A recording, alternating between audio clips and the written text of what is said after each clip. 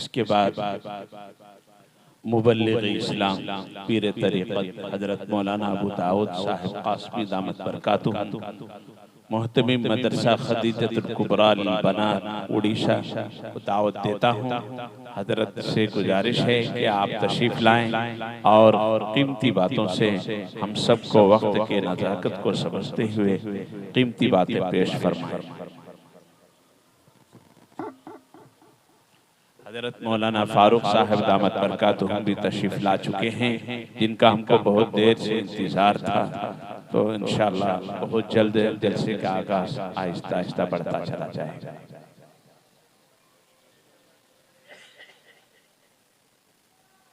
जितने भी लोग बाहर इधर उधर घूम रहे हैं, खड़े हैं, बहुत ही अदबन मैं गुजारिश करता हूँ वो तशरीफ़ लाएं, जलसा गाह में तशरीफ़ लाएं, अदब से सुने। उलमा की एक एक बात बहुत कीमती हुआ करते हैं, और से सुने, अमल की नीयत से सुने। बिस्मिल्लाहिर्रहमानिर्रहीम। इन्नल हम्दलिल्लाह नहमदुहु व नुसल्ली अला रसूलिहिल करीम, अम्मा बाद। अऊज़ु बिल्लाहि मिनश शैतानिर रजीम। बिस्मिल्लाहिर्रहमानिर्रहीम।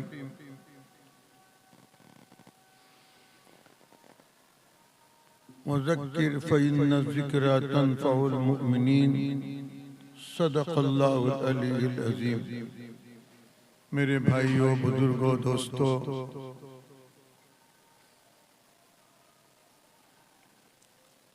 इस दौर में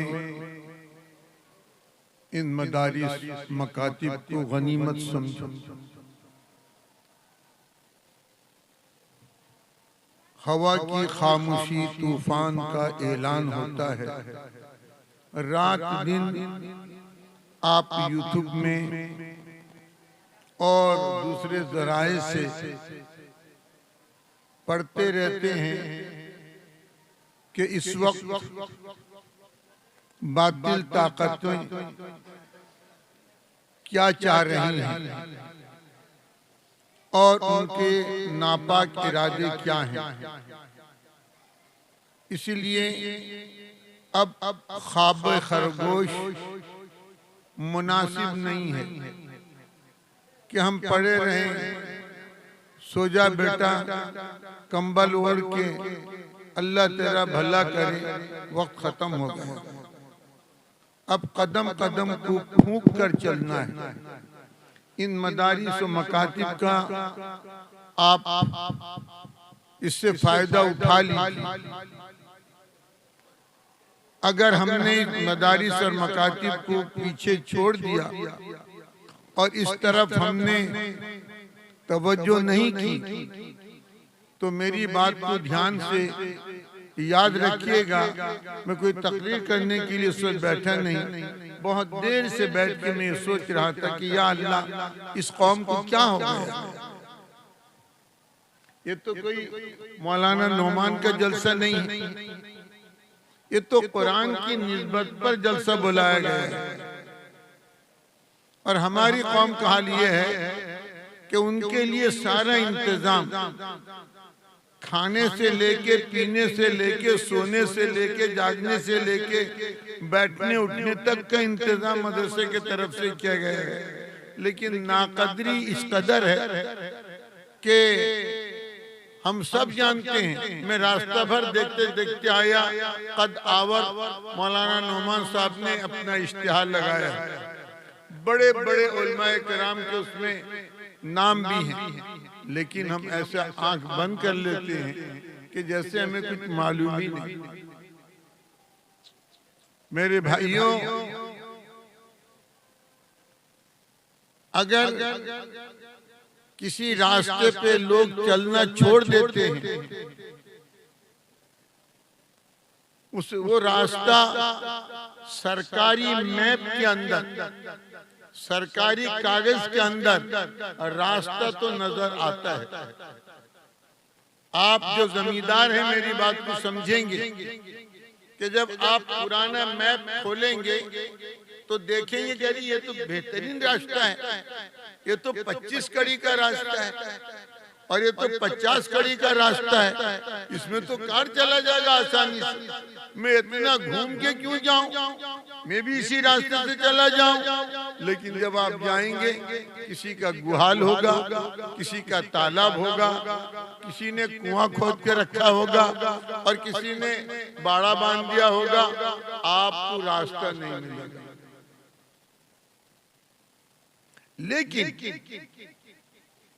मैप के अंदर वो नक्शे में कोई रास्ता नहीं है, लेकिन जब आप जाते हैं तो इतना शॉर्टकट रास्ता क्या आप कहते हो तो नजर आता है, बस आप खेत से यूं चलिए सीधा, इतना घूम के क्यों जाएंगे, हम तो सीधे सीधे चलेंगे।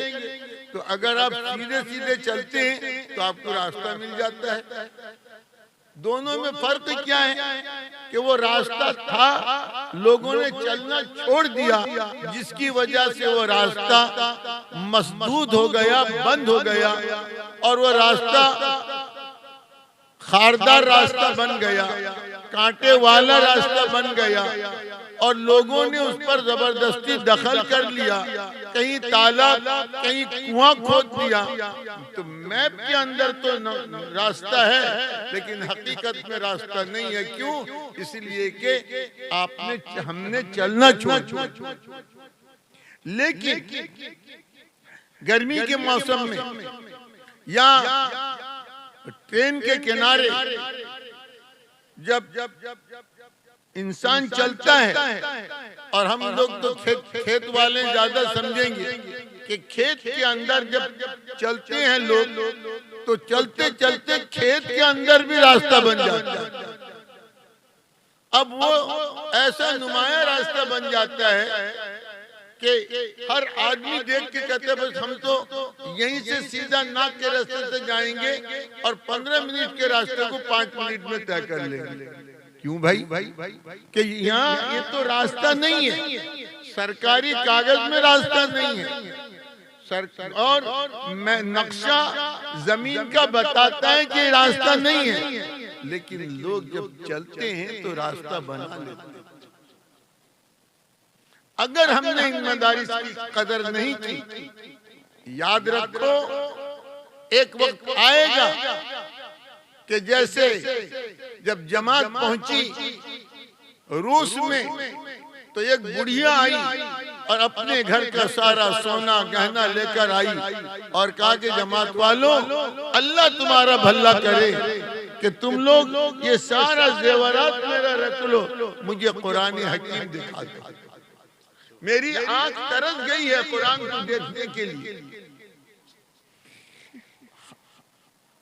कुरान को पढ़ाया जाता था तहखाने के नीचे कि सालों साल तक न उस्ताद सूरज को देखता था, न बच्चे सूरज को देखते थे।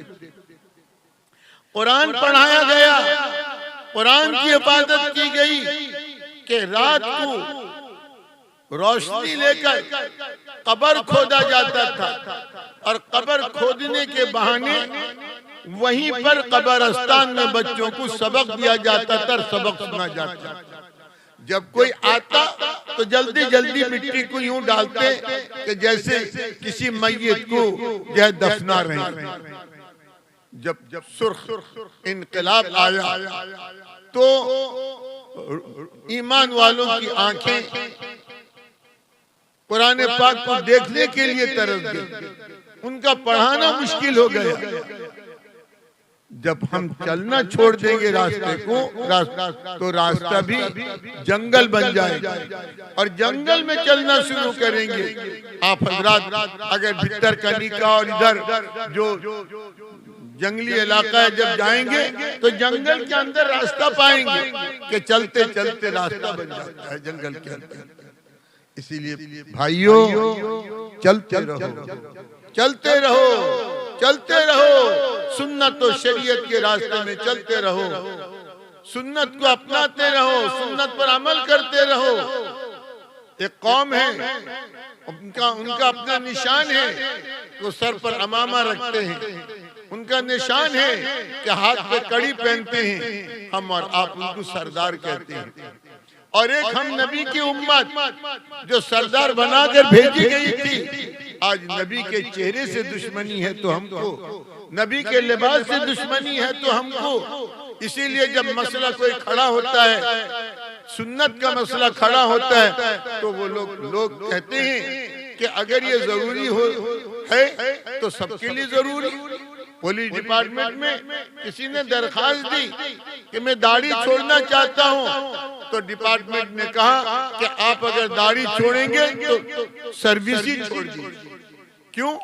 कहा कि मैं मुसलमान हूँ। तो क्या आपके जितने दोस्त अहबाब हैं सब क्या मुसलमान नहीं? आप अकेले मुसलमान ही? कहा उनके चेहरे पे तो दाढ़ी नहीं।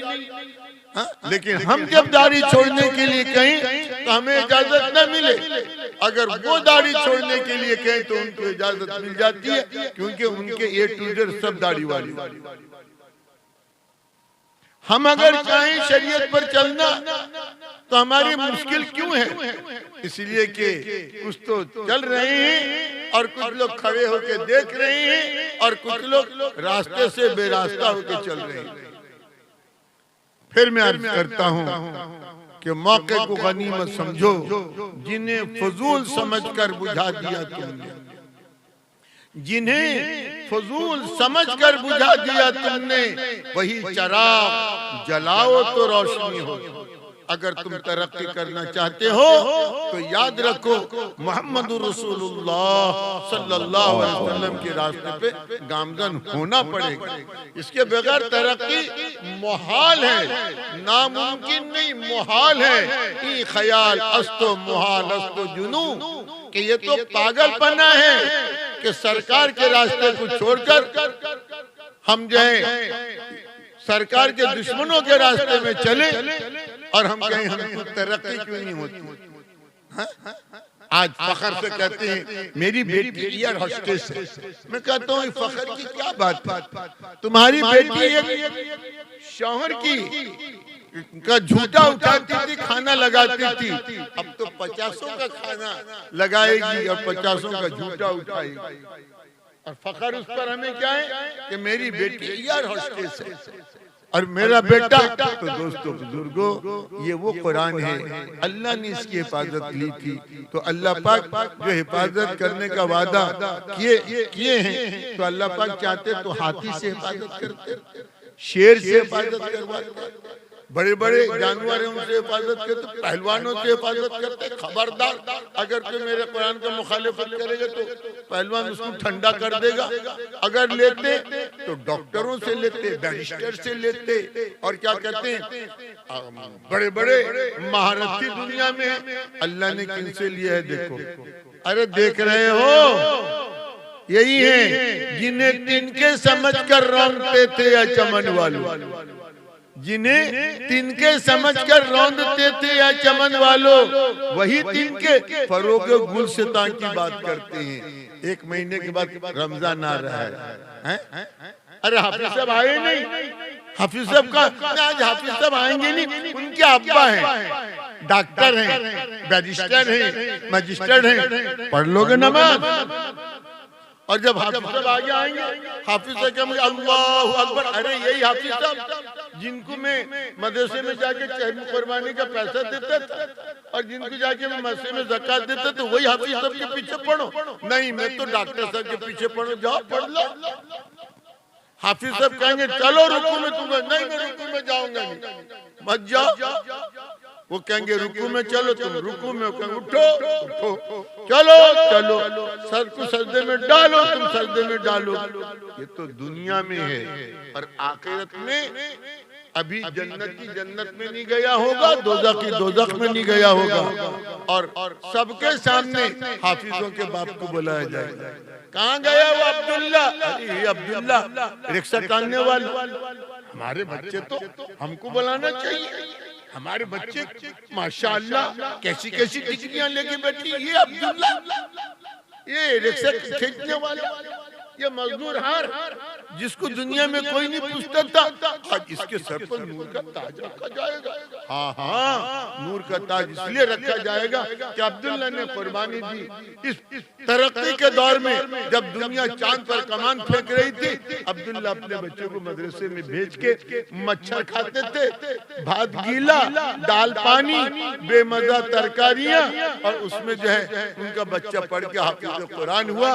तो जिसे तिनके समझ कर रौनते थे चमन वालों, वही तिनके फरोगे गुलशता की बात करते हैं। अब्बा अम्मा को जो है क्या कहते हैं, नूर का ताज पहनाया जाएगा, और फिर उसके बाद हाफिज को कहा जाएगा जा इकरा वर्तक, पढ़ता जा चढ़ता जा, पढ़ता जा चढ़ता जा, पढ़ता जा। अब हम लोग जो दूसरे रहेंगे, वो जो दुनिया में जिनके बड़े बड़े ऐसे महल्लात थे कि देखने से टोपी खिसल जाती थी सर से, अब वो लोग ये देखेंगे ये कौन है, अरे ये कौन जा रहा है, ये कौन जा रहा है, भागे जा रहा है, भागे जा रहा है। अरे वही है जिसके माँ बाप को नूर का ताज पहनाया गया और उसको कहा गया तू जा, तेरा मकाम क्या, कि तेरा मकाम वहाँ होगा जहाँ अल्लाह का कलाम खत्म होगा। वन्नास अल्हम्दुलिल्लाह से लेके शुरू करे, और जब शुरू करे ऐसे तो दरमियान में चन्नास मिनल जिन्नति वन्नास, ये आजकल के तरावी नहीं है, ये वो तरावी, ये लोग तो वो तरावी पढ़ाते हैं जल्दी जल्दी जिन्हें याद नहीं। लेकिन अल्हम्दुलिल्लाह आज इन मकातिब और मदारिस की वजह से आज कहीं बाहर से लाने की जरूरत नहीं है, और जरूरत भी नहीं पड़ती। हमारे बच्चे हमें सुनाते हैं इत्मीनान से पढ़ते, तो वहाँ पर भी तुम इत्मीनान से पढ़ते जाओगे, चढ़ते जाओगे, पढ़ते जाओ चढ़ते जाओ, पढ़ते जाओ चढ़ते जाओ, तो वहाँ पर पता चलेगा। लेकिन वहाँ पता चलेगा तब पछतावत क्या हासिल जब चिड़िया चुग गई खेत, अब तो कोई फायदा नहीं होगा। इसलिए ये मौलाना हाफिज नोमान साहब ये जलसा जो कराए किए हैं, इसीलिए ताकि मरने के बाद जो बात तुमको मालूम हो उस वक्त पछताओगे, कोई फायदा नहीं होगा, उसको मरने से पहले बता दिए ताकि उलमाए किराम के जरिए से सुन के तुम्हारे अंदर शौक पैदा हो जाए, तुम भी अपने बच्चों को हाफिज कुरान बनाओ, आलिम दीन बनाओ। अब रहा बड़ों का मसला, बड़े कहेंगे हम लोग तो कोई मदरसे में दाखिला ले सकेंगे नहीं, अल्लाह भला करे। हाँ हमारी शरीयत कैसी उम्दा शरीयत, क्या शरीयत ने सबके लिए इंतजाम फरमाया। क्या आप दीन सीखना चाहते हैं, आपको फुर्सत नहीं, घर में रहते हैं कि उलमाए किराम के पास जाएं और उनकी मजलिस में बैठे, अल्लाह वालों से राब्ता ताल्लुक करें, तो अल्लाह पाक ने हजरत मौलाना इलियास रहमतुल्लाह अलैह के दिल में ये बात डाली, और हजरत मौलाना इलियास रहमतुल्लाह अलैह ने दावत और तबलीग के जो नाम से एक तहरीक चलाई, वो तहरीक अब तक चल रही है। अब आप देख लीजिए कि दारुल देवबंद उलमाए किराम किस तहरीक के साथ, किसके जो है उनका नजरिया क्या है। तो अब जो है हम उलमाए किराम के मातहत जो जमात चल रही है, हम उलमाए के उस जमात के साथ हम भी जुड़ के अपना वक्त लगाएं ताकि हमारे अंदर दीन आ जाए। और इसी सिलसिला में जो है 7, 8, 9 फरवरी यानी जुम्मा शनिचर इतवार जो है आपके 14 कुलाट में बिल्कुल करीब है। 14 कुलाट में जो है पूरे सूबा को जोड़ा जा रहा है, पूरे सूबा उड़ीसा का क्या कहते हैं इज्तिमा है। 3 दिन आपको माहौल मिलेगा। तो जब माहौल मिलेगा, जैसे मौसम का असर होता है ऐसे माहौल का असर होता है। माहौल मुतासिर करता है तो मौसम मुतासिर करता है तो माहौल भी मुतासिर करता है। इसलिए ये 3 दिन जो है हम अपना फारिग कर लें कि जुम्मा शनिचर इतवार खुद भी अपने जो है अपना वक्त फारिग करें और दूसरों को तरगीब दें, और फिर जाएं सबको साथ लेकर इज्तिमा गाह में पहुंचे। 3 दिन तक बैठे, उलमाए किराम के बयानात को सुने और अपनी जिंदगी को बदलने के लिए कोशिश करें। और जब हमारे जिंदगी के अंदर दीन आएगा तो फिर हमारे बच्चों के अंदर भी दीन आएगा।